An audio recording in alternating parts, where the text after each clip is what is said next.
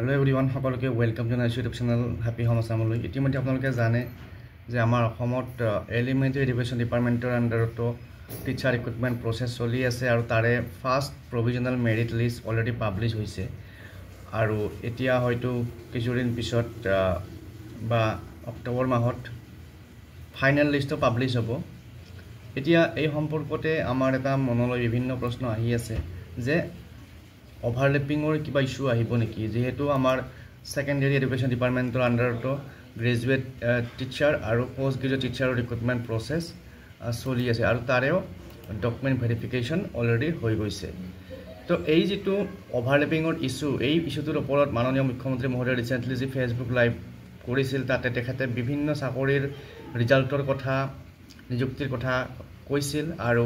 এই অভাৰলেপিঙৰ ইস্যুটোৰ ওপৰত চৰকাৰে কি ব্যৱস্থা লৈছে বা চৰকাৰে গুৰুত্ব দিছে নে নাই, এই কথাও তেখেতে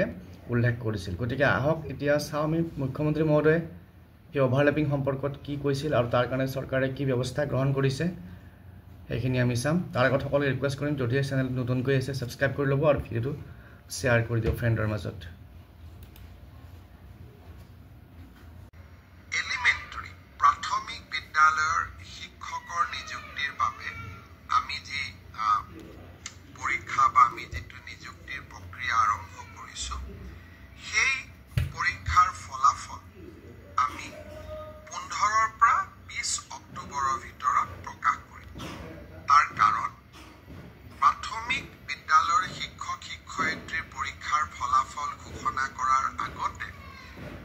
গ্ৰেজুৱেট টিচাৰ আৰু পোষ্ট গ্ৰেজুৱেট টিচাৰৰ ৰিজাল্ট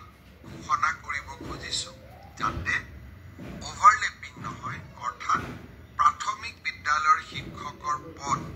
নিৰ্বাচিত গ্ৰেজুৱেট টিচাৰ বা পোষ্ট গ্ৰেজুৱেট টিচাৰসকলে দখল কৰিব নোৱাৰে আৰু